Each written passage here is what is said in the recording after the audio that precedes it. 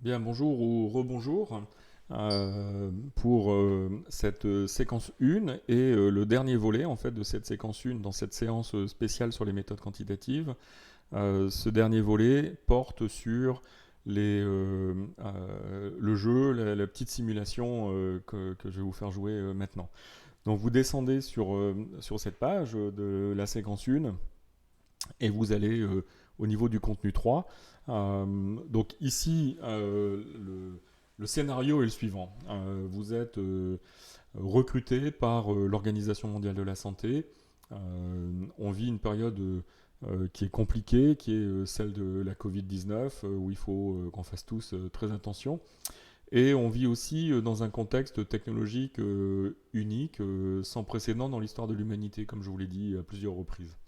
Donc comment est-ce qu'on peut aujourd'hui valoriser toutes ces données auxquelles on a accès et répondre de façon beaucoup plus efficace, mettre en place un système de décision beaucoup plus efficace pour contrecarrer la Covid-19. Donc c'est un peu la logique de ce jeu, de cette expérience que vous allez vivre là maintenant. Là. Ça vous prend quelques minutes, hein, c'est pas quelque chose de très compliqué. C'est juste pour vous donner un petit peu le goût et renforcer l'idée selon laquelle, avec les outils d'hier, c'est compliqué de répondre aux problématiques d'aujourd'hui ou aux problématiques de demain. Donc c'est vraiment l'objectif de cet exercice-là. Euh, donc ce que vous faites, c'est que euh, vous cliquez sur ce lien qui est analyse exploratoire des données. Et ce que vous allez faire ici, donc là, ce que l'ordinateur est en train de faire, votre navigateur est en train de faire, il est en train de se connecter sur un de nos serveurs qui à la fois vous permet de comprendre le scénario, de répondre à l'exercice, et qui à la fois vous donne accès, à travers, vous allez voir dans dans les pages suivantes, vous donne accès à de la puissance de calcul qui est celle de nos serveurs.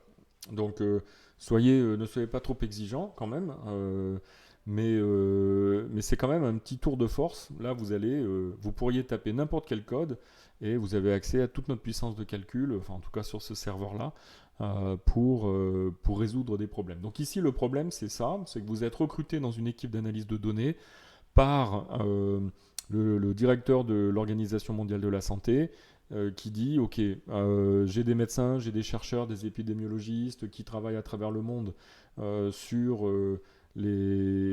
trouver une solution, un vaccin, améliorer la vie des gens, aider les systèmes de santé nationaux dans le contexte de la Covid-19.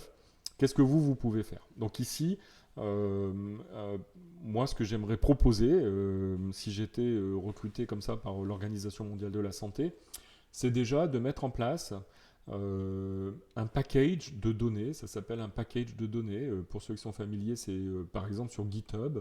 Euh, donc de créer un package de données qui irait chercher toutes les publications scientifiques en épidémiologie sur les coronavirus. Donc ça, c'est quelque chose qu'on a fait pour vous. Donc à travers cette petite simulation ici, vous allez avoir accès au deuxième plus gros package de données aujourd'hui disponible sur la planète. Le premier est une initiative de Paul Allen Foundation, un des anciens de Microsoft, et puis fondateur de Microsoft, la Maison Blanche, et d'autres institutions qui se sont associées et qui ont créé plusieurs bases de données pour aider en fait les chercheurs à travers le monde euh, à aller développer des nouvelles solutions, explorer des pistes de vaccins, de traitements, etc. Pour répondre à la pandémie de la Covid-19. Donc là, ce à quoi vous allez avoir accès ici, c'est un package qui a été créé dans le même esprit, mais notamment pour les chercheurs en biostatistique, qui sont des chercheurs qui utilisent R pratiquement exclusivement. Donc, mon objectif ici, c'était, ok, est-ce qu'on est capable de mettre en place un package qui se met à jour tous les jours. Donc, c'est aussi quelque chose d'intéressant pour ce package et un peu d'unique. Ce package se met à jour tous les jours pendant la nuit et va chercher sur les bases de données les dernières publications à propos des coronavirus. Et à travers quelques lignes de commande, vous avez accès d'un seul coup à toute la recherche mondiale sur les coronavirus. Donc à nouveau, ça semble facile dans un monde où Google existe, mais pour le chercheur que je suis, c'est pas facile. Avec les moyens que j'ai, c'est pas facile, mais c'est faisable. Et c'est un peu la preuve de concept que je trouve intéressante pour vous. En tant qu'étudiante ou étudiant, que vous sachiez que vous n'avez pas besoin de travailler pour Google pour faire quelque chose qui est quand même assez impressionnant et qui peut aider voilà, à la prise de décision. Donc vous allez avoir accès à ce package, vous allez voir comment on a accès à ce package, c'est une ligne de code, c'est très facile, c'est un mot et puis le nom du package dans les pages qui suivent. Et à travers cette simulation, donc là c'est une première étape, mais à travers simulation, l'objectif pour l'OMS par exemple serait de dire très bien l'équipe d'analyse de données de HEC Montréal, est-ce que vous êtes capable de m'identifier le chercheur à qui je dois donner de l'argent pour ses recherches et le réseau et quels sont les critères en fait pour définir le chercheur à qui je dois donner de l'argent, celui qui a le plus de chances de trouver la solution à la Covid-19 et quel est le réseau en fait. Donc une des réponses serait c'est que ce chercheur en fait n'est pas un chercheur solitaire mais un chercheur dans un réseau qui est un réseau extrêmement puissant, qui n'est pas forcément un réseau au sein de la même entreprise, université, c'est pas forcément un chercheur au sein et quelques chercheurs au sein du même laboratoire, mais c'est peut-être des chercheurs voilà, qui travaillent ensemble à travers différents pays, différents centres de recherche dans différentes universités. Donc est-ce que vous êtes capable de me faire une cartographie de ça et qui soit basée sur des données probantes. Donc la logique de cette simulation, c'est ok, on a les données probantes, nous avons fait le choix de regarder les publications scientifiques sur les coronavirus depuis une vingtaine d'années, un peu plus. Donc on a fait ce choix-là, donc ça c'est, on a défini ces données, et maintenant, amusez-vous. Donc si vous êtes la première étape, donc si vous êtes quelqu'un qui aimait Excel, et Excel est un excellent logiciel, vous allez cliquer sur voilà, Next Topic, etc.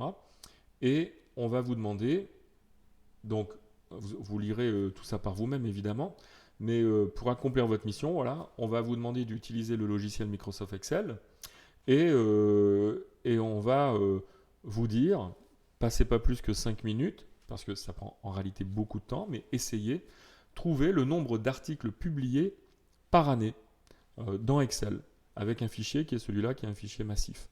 Donc essayez de faire ça dans Excel, et ensuite on va vous montrer comment, donc c'est la page d'après, on va vous montrer comment on fait ça en ligne de code, avec un langage, donc vous voyez, vous aviez sur la page précédente une approche logicielle, et là vous avez une approche langage de programmation, langage d'analyse statistique, je devrais dire. Donc on va vous montrer avec une ligne de code comment aller chercher les données dans ce package. Vous allez voir que ça va plus vite que d'ouvrir un fichier dans Excel. On va vous demander de regarder ce qu'il y a dans ce package de données, donc ce que vous faites dans Excel habituellement. Et on va aussi vous demander de répondre à la question, et on va vous expliquer comment faire. On va vous demander de rentrer ce code, et vous allez voir qu'avec une ligne de code, vous allez répondre à la question en à peu près 5 secondes, alors que dans Excel, il vous faudrait un temps fou. Alors la petite prouesse technologique ici, je veux juste faire une petite note de bas de page, la petite prouesse technologique, c'est que ces fenêtres ici que vous voyez là, les 3 fenêtres avec ces 3 lignes de code, ces 3 fenêtres sont en réalité des fenêtres vers nos serveurs et vers la puissance de calcul. Vous pourriez taper n'importe quelle autre ligne de code et ça générerait, ça compilerait ce code. Donc il n'y a rien de scripté ici, vous avez vraiment accès à énormément de puissance de calcul.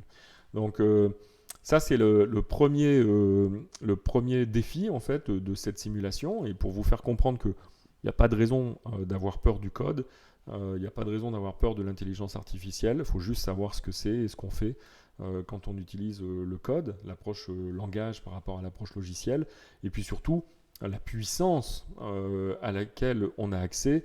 Donc ici, quand je vous parlais de révolution industrielle, je vous disais c'est de la puissance de calcul, c'est des données et c'est des mathématiques.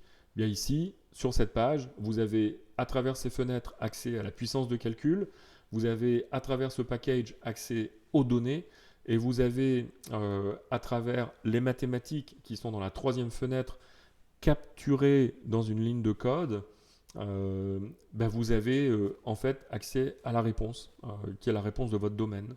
Ici, analyse de données pour l'OMS. Donc voilà, vous avez la révolution industrielle devant vos yeux sur cette page ici. Ça n'a l'air de rien, mais c'est ce qu'on est capable de faire. C'est justement pour ça que c'est une révolution industrielle. Si c'était compliqué, la révolution industrielle, ce ne serait pas une révolution. C'est une révolution parce que tout le monde, presque, pourrait être capable de faire ça. Donc imaginez lorsque 7 milliards d'êtres humains auront accès à tout ça, comme vous aujourd'hui. On va pouvoir, c'est pour ça qu'on parle de société 5.0, on va pouvoir faire de belles choses pour l'humanité. Et c'est maintenant que ça arrive, et c'est maintenant, aujourd'hui, auquel vous avez accès à ça. Donc ça, c'est la première partie de cette petite simulation, ce petit exercice d'application. Et puis vous allez avoir d'autres parties à cet exercice que je vais vous laisser découvrir à travers les deux autres séquences, la séquence 2 et la séquence 3. Voilà, merci beaucoup.